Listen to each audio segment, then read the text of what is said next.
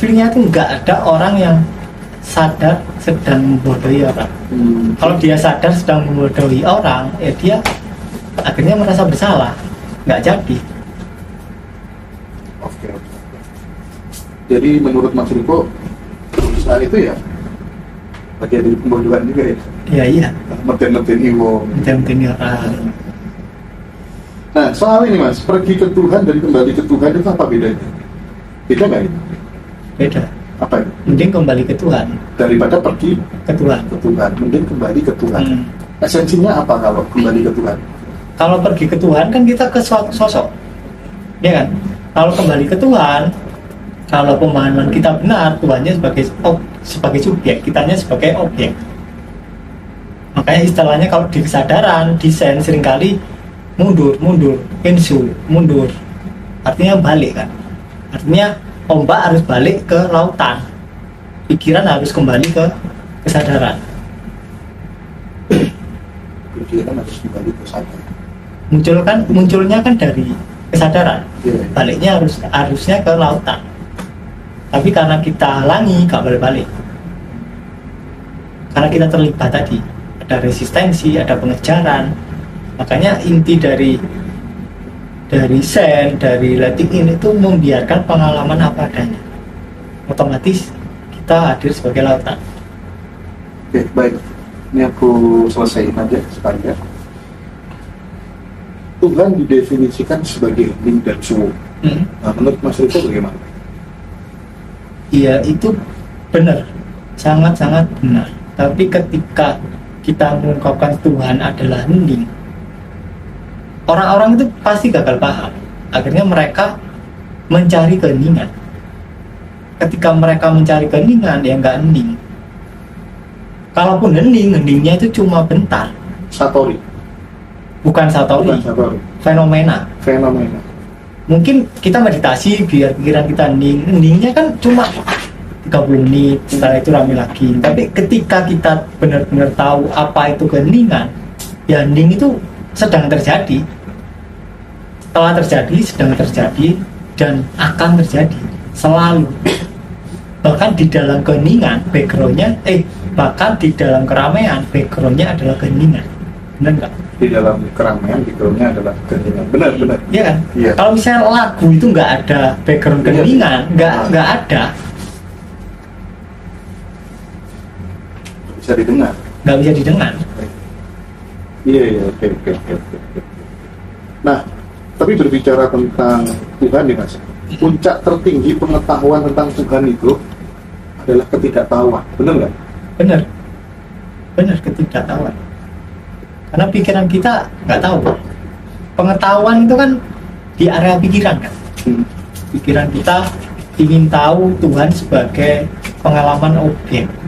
Kayak ditaruh, oh ini Tuhan, nggak bisa.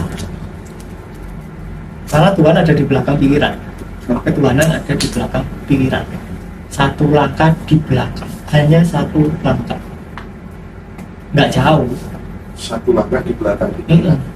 Itu kalau kita ingin mengalami ketuhanan. Jadi ketika kemudian ada orang ditanya tentang Tuhan, jawaban yang paling benar adalah tidak tahu. Itu benar juga ya? Tidak tahu, benar juga. Tidak tahu.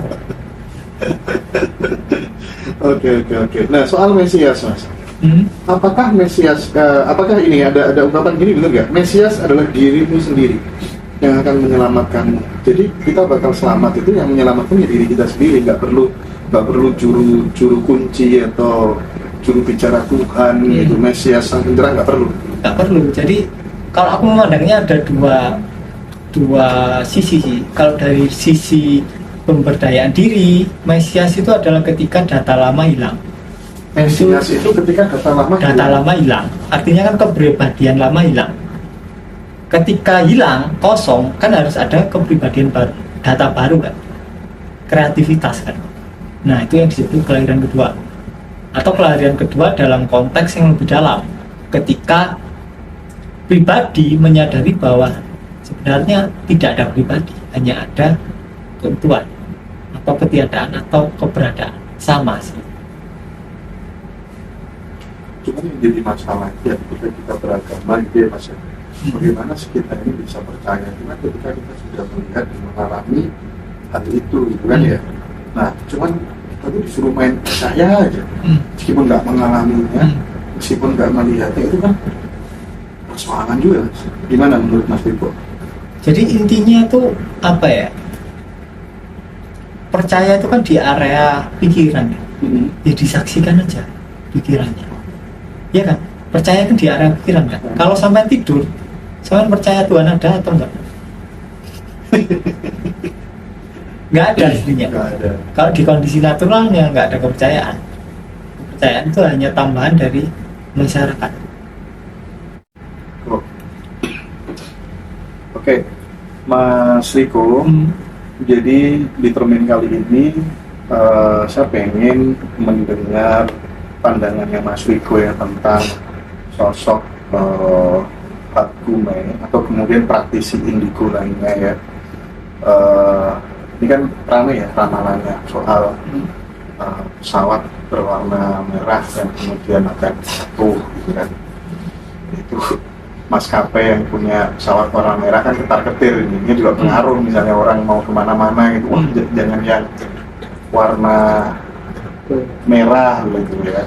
Terus kemudian apa ya, perceraian artis, ada yang masuk penjara lagi, terus banyak prediksi termasuk kemudian bencana alam, cuma tuh bencana alam misalnya kayak di Sulawesi, Sumatera itu kan disebut Mas. Nah kayak gitu itu kan dua sisi mata uang. Di satu sisi mungkin ini sebagai prepare begitu ya, sebagai prepare jaga-jaga karena ada informasi seperti itu. Tapi di sisi lain kan muncul ketakutan juga gitu. Nah saya pengen mendengar perspektif dari Mas Riko seperti apa.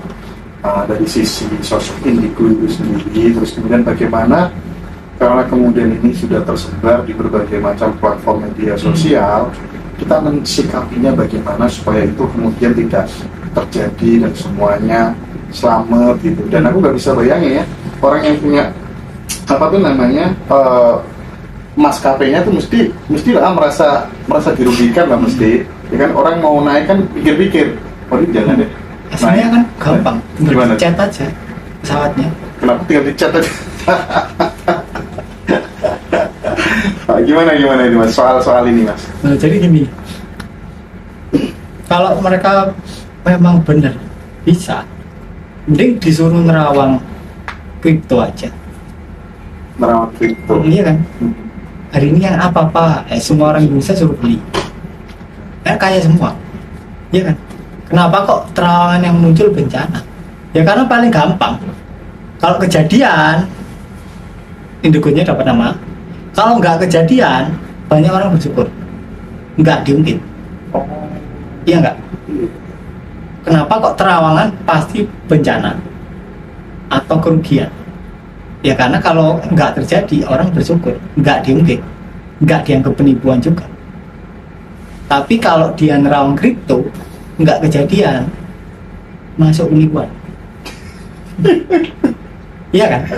Iya sih. Gampangnya gitu. Bitcoin. Kan hanya peluang kan, peluang 50-50, bahkan ya nggak mesti. Pesawat jatuh, ya bisa kejadian, bisa nggak. Kalau nggak jatuh, masyarakat bersyukur. Iya kan? Aman ya? Nggak dibahas. Kalau jatuh, namanya naik. Wih, bener ya terawangannya. Kalau Maluku bencana, ya namanya naik. Kalau nggak bencana, ya orang-orang bersyukur, lupa. Iya nggak? Ya kalau nerawang bencana ya orang biasa juga bisa Mas. Ya tinggal aja bilang, oh nanti Kalimantan bencana. Ya pasti ada lah 1-2 bencana, pasti kejadian gempa atau apa. Kan itu memang sudah sifat alam kan. Sifat alam kan memang pergerakan. Pasti ada bencana, nggak mungkin enggak. Dan terawangan seperti itu adalah terawangan yang paling gampang. Iya kan? Bisa manipulasi orang. Terawangan pesawat jatuh, ya kalau benar kejadian kan ya namanya naik. Kalau nggak kejadian ya orang-orang bersyukur, lupa terhadap terawangannya. Nah kita ketika kemudian mendengar kabar seperti itu kan normalnya kan takut juga, mas. Saya aja ya yang sudah keliling kemana-mana, kalau naik pesawat itu nggak berani yang warna merah gitu kan, mesti kalau nggak Citylink ya batik atau apa gitu kan ya. Nah menurut Mas Riko gimana kita sebagai orang yang ngedengerin berita itu? Kalau kita masih takut mendengar terawangan seperti itu, berarti masih ada sampai sekarang ketakutan. Ya sudah disadari saja. Sadari aja. Justru ya berterima kasih karena terpicu kan. Terima kasih ya Hadime gitu ya. Akhirnya membuat pendaman emosi saya. Gitu. Oh masih ada ketakutan gitu. Kalau orang nggak ada pendaman ketakutan, misal yang punya apa namanya maskapai merah nggak ada pendaman ketakutan, ya dia bodoh amat. Bodoh amat ya. Bodoh amat. Kalau dia punya pendaman ketakutan, ya solusinya dia ke dukun, atau kedua dia ngechat maskapainya, ya kan? Kalau dia nggak ada pendaman ketakutan, ya bodoh amat, iya kan? Intinya ya kembali ke diri kita sendiri, jujur aja. Kita masih ada ketakutan, ya disadari aja. Kalau nggak ada ketakutan, kita mau dengar ramalan besok kita mati, ya nggak takut. Tapi kalau misalnya ya ada orang dengan kelebihan tertentu ya kayak Gume itu kan memang dia katanya dia tidak belajar gitu ya, event lah dia bilangnya gitu ya. Itu kan bisa dimanfaatkan juga ya untuk tim kampanye politik, pilpres dan lain sebagainya, itu bisa jadi ya. Dimanfaatkan? Ya dimanfaatkan. Ya kamu ya bilang statement ya nanti presiden yang akan jadi seperti ini kan bisa jadi. Oh iya bisa jadi. Dan itu paling gampang tuh menggiring lewat ideku, paling gampang. Ketika soalnya masyarakat Indonesia itu menyangka ketika Indonesia banyak bencana, presidennya berarti nggak benar, pemerintahnya nggak benar. Ya tinggal gampang bayar aja sponsornya ke Indigo. Ini kamu bikin rumah gini, nanti kalau kejadian bencana beneran pasti rame, kerusuhan mas. Iya kan? Tapi anehnya ya, ketika kemudian iya sih memang dari beberapa yang disampaikan Gume banyak jadi kejadian juga, tapi juga banyak juga yang nggak terbukti gitu. Mayoritas Indigo kan begitu juga kan ya. Nah tapi untuk kenapa dia kok nggak bisa ngeramal dirinya sendiri? Dia nggak bisa ngeramal adik kandungnya, dia nggak bisa ngeramal ayah ibunya. Faktor apa kayak gitu mas? Ya aslinya ramalan itu nggak ada. Dia hanya merasa bisa meramal, bukan bisa meramal beneran. Makanya yang ramalannya adalah yang probabilitasnya itu apa ya? Intinya mayoritas, bukan spesifik ke orangnya. Iya kan? Kayak warna, dia kan pasti dia nggak bilang. Misal maskapai kenyot nanti jatuh tahun ini, nggak mungkin dia bilang gitu, terlalu beresiko, pasti banyak salahnya. Tapi kalau dia bilang nanti tahun 2024 hingga 2025 pasti ada maskapai merah yang jatuh. Nah maskapai merah ada banyak, ada 2 kalau nggak salah ya, probabilitasnya lebih tinggi, ada 2 maskapai. Sedangkan kalau dia bilang nama cuma 1. Tapi benar ya yang disampaikan sama Mas Riko itu, bahwa ketika kemudian ramalannya itu ada beberapa yang nggak tepat, meleset gitu ya. Meleset itu memang tidak diungkit sama orang gitu. Nah yang tepat itu kemudian dijustifikasi sebagai sebuah dianggap sebagai kebenaran oleh masyarakat kita secara kolektif gitu. Tapi kan lumayan banyak benarnya daripada salahnya, kayak gitu gimana tuh mas? Nah kalau kita benar-benar teliti, 10 kali ramalan paling benar 1. Ya nggak banyak, ya cuma 10%. Kalau dia meramal 100, pasti yang benar cuma 5.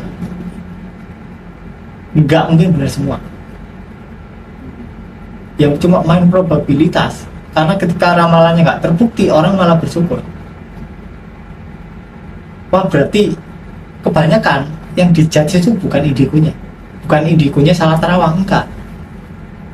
Justru malah bersyukur, oh berarti Tuhan masih sayang kita, akhirnya nggak jadi bencana. Nggak jadi bencana. Mereka mengira bencananya pasti bakal kejadian kalau nggak terjadi berarti adalah berkat Tuhan. Jadi sebagai indigo gajune wolak-walik dia. Gajune wolak-walik. Pasti terawangannya bencana, artis cerai. Ya sekarang pasti cerai lah. Pasti ada artis yang cerai. Sekarang jumlah artis ada berapa ribu, ratusan ribu kan. Ya pasti ada artis yang cerai, nggak mungkin nggak. Orang biasa aja juga banyak yang cerai. Tapi kalau bencana bisa, harusnya Togel bisa deh. Togel harusnya bisa. Kenapa dia tidak direkrut? Main di Itu Singapura, Togel, main di Singapura, gitu kan ya, demi main kesejahteraan kasino gitu kan. Ya mending gitu. Mesti benar juga ya. Kenapa ya menteri-menteri kita nggak secerdas itu ya? Kenapa nggak ngumpulin pakar-pakar indigo gitu untuk main kasino, main Togel gitu kan. Kayaknya terobosan Ya kan? menarik gitu ya. Biar Singapuranya bangkrut gitu kan. Iya, Tapi betul. enggak. Dan kalaupun ditawari mereka pasti nggak mau. Ya mereka tahu kalau itu di luar kapasitas mereka. Nah, misal kita sebagai seorang artis gitu ya, kemudian diramat inisialnya apa, ngadepin itu kan normalnya kan mesti waduh rek, sudah ada yang pernah kejadian diramal gitu, jangan-jangan setelah ini aku ini, itu gimana mas cara nganternya mas? Misal lah diramal, oh artis G nanti cerai gitu. Nah nama G itu kan banyak artis, banyak, sebanyak ratusan lah. Nah sekarang kok kamu merasa sebagai kamu yang diramal, ya kan berarti ada sama sekarang kan. Ya disadari aja ketakutannya, iya kan.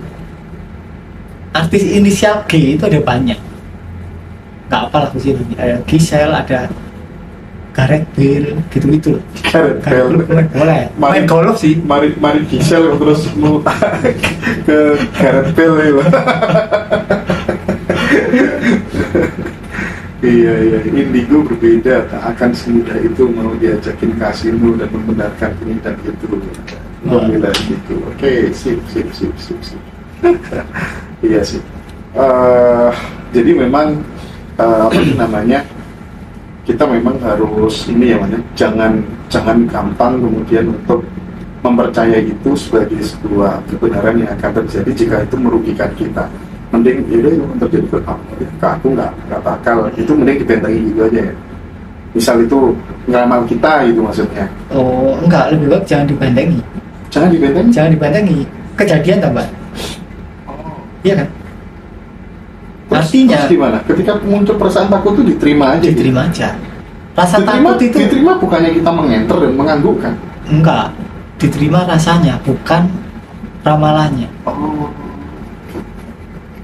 Diterima rasanya, diterima emosinya, perasaan yang muncul waktu itu, biarin aja dia masuk. Tapi bukan kemudian kita menerima ramalannya. Otomatis kan itu keterima kan, otomatis masuk kan. Semakin kita nolak ramalannya, makin probabilitas terjadinya makin kecil. Kalau kita tolak, intinya yang paling penting itu adalah perasaan kita sendiri. Sekarang tak tanya, perasaan itu munculnya dari mana? Dari dalam kan. Ketika kita membentengi, kependamnya di dalam. Ketika artinya kita menolak, nah sedangkan emosi ini aslinya pingin keluar kan. Artinya ketika dia pingin keluar, kita ada menolak, misal gayanya 10 lah, emosi ini momentumnya 10. Berarti untuk dia muncul ke permukaan, dia harus membuat momentumnya lebih besar dari gaya penolakan kita, benar nggak? Akhirnya dia memproyeksikan dirinya ke realita luar, sehingga momentumnya bisa tambah jadi 20, akhirnya kan naik kan, karena gaya penolakan kita 10. Nah karena udah mulai naik, rasanya nggak nyaman, kita tambah gaya penolakan kita jadi 20. Akhirnya dia harus mencerminkan realita yang lebih besar, dimana momentumnya dia bisa tambah jadi 40. Makanya orang kalau udah ketipu 10 juta ditolak akan ketipu 20 juta, terus ketipu lagi 30 juta, akhirnya 100 juta, 200 juta, 1M. Karena energi ini butuh momentum untuk terekspos, karena dia ingin keluar tapi tidak diizinkan keluar. Tapi memang Mas Riko membenarkan bahwa ada nggak memang orang-orang yang punya kelebihan khusus itu, yang dia bisa mendeteksi sesuatu yang belum terjadi, misal kayak Joko Jodoh, ramalan Jodoh yang 2024 katanya akan ada gonjang ganjil, kan ada tuh rame kan ya, itu menurut Mas Riko gimana? Dan itu dianggap khususnya masyarakat Jawa sebagai sebuah ternyata benar ya, ada orang waskito, gimana? Nah gini, pencerahan itu di masyarakat itu dianggap sebagai apa ya, pencapaian mukjizat atau pencapaian kelebihan tertentu, keajaiban tertentu, kayak jadi Spiderman gitu kan. Di masa kini mungkin Spiderman dianggap cuma film, tapi kalau kita tegaskan itu Spiderman benar-benar ada, tidak menutup kemungkinan 100 tahun ke depan masyarakat menganggap Spiderman benar-benar ada dan nyata, menyelamatkan orang-orang dari musuh yang jahat. Benar nggak? Iya. Artinya ketika kita berfokus di kelebihan-kelebihan wise kita, terus bisa melihat masa depan, ya akhirnya ya kita pasti terjebak di fenomena pikiran. Pasti terjebak karena larinya ke pencapaian.